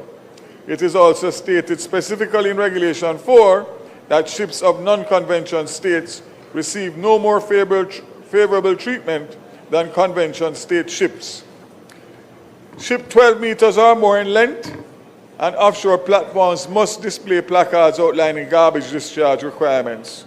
The placards are required to be in working language of the ship, and for Jamaican ships they should also be in English. A prohibition on discharge of garbage is dealt with in Part 2. In Regulation 5 and 6, provision is made that if garbage is contaminated with the substance that is addressed by another annex of the MARPOL Convention, and the annex imposes more stringent discharge requirements, the provisions of the annex will apply instead of the present regulations. A general prohibition is imposed on the discharge of garbage into the sea. A limited number of exceptions apply, only where the discharge of garbage is necessary for the safety of the ship or those on board, or saving life at sea. In the case of shipping gear, the safety of the ship or its crew, or the protection of the marine environment, or accidental loss from damage to the ship or its equipment, provided all reasonable precautions were taken to prevent or minimize an accidental loss. These exceptions are outlined in Regulations 7 and 9, or 7 to 9. Regulation 10 requires the master of the ship to report any accidental discharge of fishing gear that poses a significant threat to marine environment. Regulations 11 to 14 specify the discharge requirements for food waste, cargo residue, animal carcasses, and cleaning additives outside special areas. The regulations allowed food waste to be discharged if it is communicated or ground and can pass through a screen with an opening no greater than 25 milliliters. The ship must, however, being en route and discharge must be done as far as practicable and not less than 3 nautical miles from the nearest land. Food waste that does not meet the specified standard regarding being communicated or ground may also be discharged while a ship en route as far as is practicable and is no less than 12 nautical miles from the nearest land. Cargo residue may also be discharged when a ship is en route and as far as practicable and no less than 12 nautical miles from the nearest land. Yeah, I'm going to teach for animal carcasses and cleaning additives, the ship must be en route, and any such discharge must only consider any additional guideline from the International Maritime Organization. Regulations 15 to 18 specify the discharge and requirements for food waste, cargo residue, animal carcasses, and cleaning additives in special areas. Stricter discharge standards apply in the designated special areas, which include the wider Caribbean region, Mediterranean Sea, the Baltic Sea, and the Antarctic Sea. Regulation 19 speaks to port state control and enforcement. It specifies that the port state control inspectors appointed under the Shipping Act 1998 may board and inspect vessels in Jamaican ports and offshore terminals. Where necessary, ships may be detained if the crew are unfamiliar with the pollution prevention procedures. The general port state control provisions of the Shipping Act have been incorporated, including the power to request a police guard for a detained ship. Regulation 20 deals with placards, and Regulation 21 with garbage management plans. These regulations set out operational compliance measures to ensure effective implementation. The regulations require mandatory reporting for ships of 100 gross tonnage and above, ships certified to carry 15 or more persons, and fixed or floating platforms. Regulations also require that the plan designate the person in charge, the procedures to be followed, and the use of onboard equipment for minimizing, collecting, storing, processing, and disposing of garbage. Regulation 22, garbage record books require for ships of 400 gross tonnage and above, certain passenger ships and offshore platforms. The regulations require that all discharges, incineration, emergency discharges, and accidental losses must be recorded. The regulations allow the Maritime Authority to waive the requirements to have a garbage record book for certain passenger ships, those certified to carry 15 or more persons, and engage in a voyage of 1 hour or less, and fixed or floating platforms. Regulation 24 to 26 outline the types of entries to be recorded in the garbage record book, which are also specified, and this includes emergency discharge and accidental loss of garbage. The form of the garbage record book is included in a second schedule to the regulations. Regulation 27 specifies that for Jamaican ship, the entries made in the garbage record book are required to be in English and that the records must be retained for a minimum of 2 years, including where they are kept electronically. Port State Control inspectors may examine and copy garbage record books and official logbooks, and copy of an entry made and certified is admissible as evidence in judicial proceedings as outlined in Regulation 30. Madam Speaker, the regulations represent a critical strengthening of the protection of Jamaica's marine ecosystem and coastal waters, and to eliminate ship source pollution from garbage, while also ensuring that Jamaica remains fully compliant with its international maritime obligations and confirms Jamaica's standing as a responsible flag port and coastal state. Affirming this regulation shall certainly reinforce prevention, accountability, and enforcement in line with the global maritime standards. I thank you, Madam Speaker. Thank you, Minister.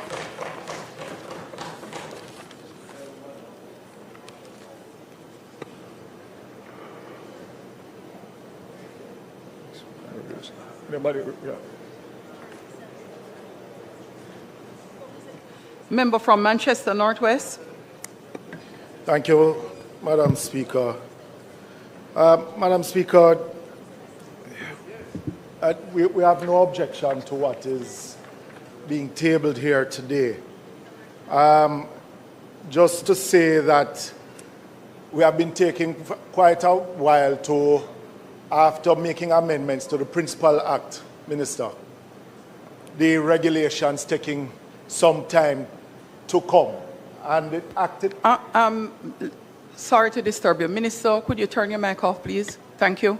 Go ahead, continue. And the Principal Act cannot really be enforced without the regulations being tabled and passed by the House. Madam Speaker, while looking at the regulations here being tabled, the question I would really ask is if we are really prepared for the enforcement of all these regulations that we are now tabling, Minister, in ensuring that ships entering our waters are actually being monitored, and if we have enough personnel to basically enforce the laws of our land. Or is it that we are just doing these regulations and amendments to meet international shipping, being compliant with all the international shipping regulations that they are? But overall, Madam Speaker, we have no objection to the regulations being tabled, but to ensure from our side that enough is being done or being put in place to ensure that the enforcement of these regulations can be done when one really break the law of the land, so that these regulations and the work that we do in this House doesn't become something that is senseless at the end of the day. Thank you, Madam Speaker.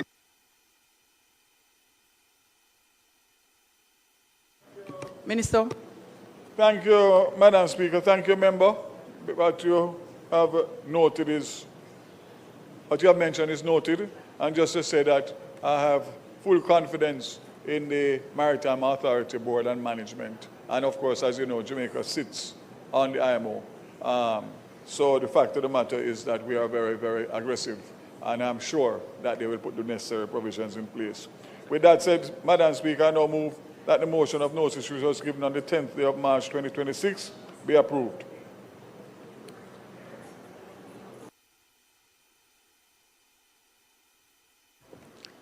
House, the question is that the motion be approved. Those in favor? And those against? The ayes have it. House Leader. Madam Speaker, I now move for the suspension of the standing orders to enable me to take the motion, notice of which I gave earlier. Those in favor? Those against? The ayes have it. Madam Speaker, this motion is in relation to the insurance amendment of 20th Schedule number 2, Regulations 2026, to be referred to the Regulations Committee. I now ask that the motion be approved.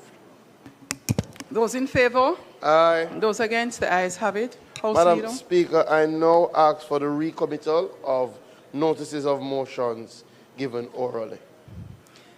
Those in favor for the recommittal of notices of motions given orally?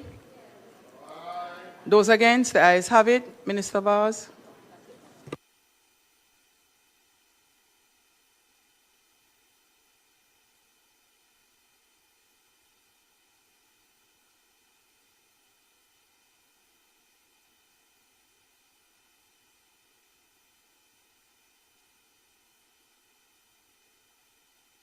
Hold a moment, Minister.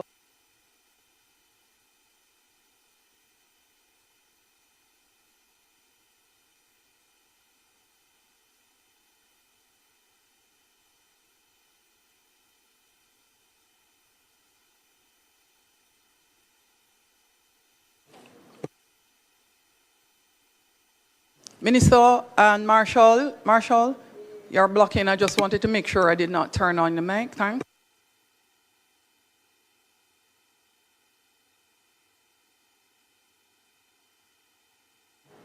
Minister, going to turn your mic on now.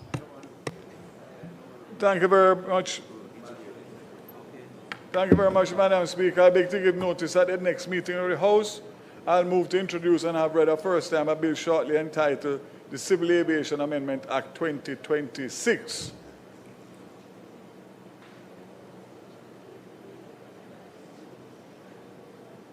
Presentation of bills without leave of the House first obtained was not recommitted. Madam Speaker, I now move for the suspension of the standing order. Minister, just for proper order, recommit as well. I beg to recommit presentations of bills without leave of the House first obtained. Those in favor? Aye. Those against? The ayes have it. Presentation of bills without leave of the House first obtained. Minister Vaz. Thank you. Madam Speaker, I now move for the suspension of the standing orders to enable me to introduce and have read a first time a bill shortly entitled the Civil Aviation Amendment Act 2026. Those in favor? Those against? The ayes have it. Thank you, Madam Speaker. A bill shortly entitled the Civil Aviation Amendment Act 2026, read for a first time.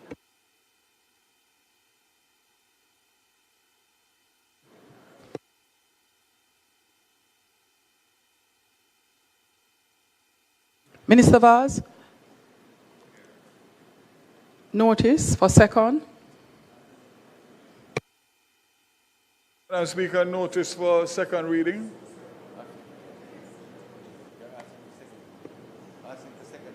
Yes. Notice requesting second reading, Madam Speaker. Minister is giving notice of second reading. Those in favor? Those against? The ayes have it. Public business. Madam Speaker, it's not intended to do any further business today.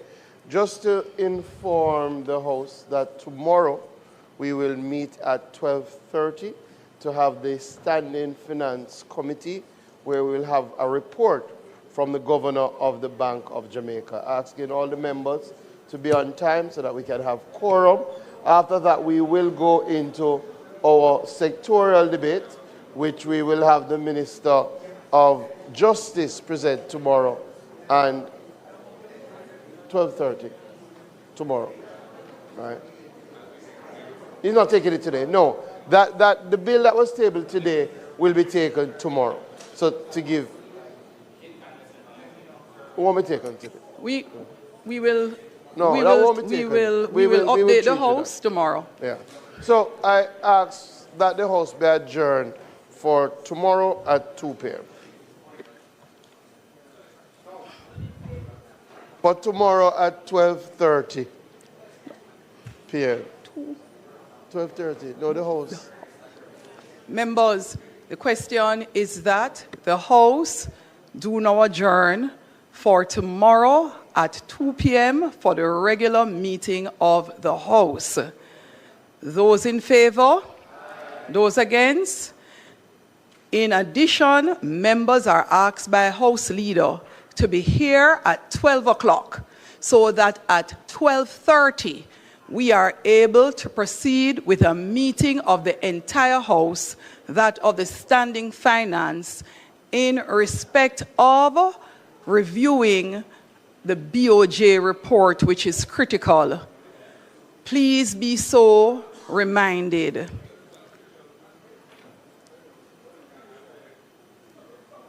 This Honorable House now stands adjourned.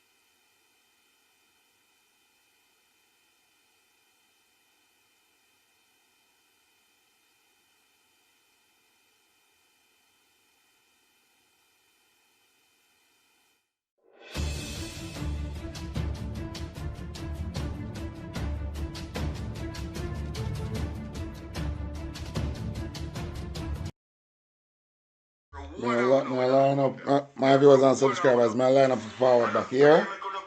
We're going forward back. We're going forward back here.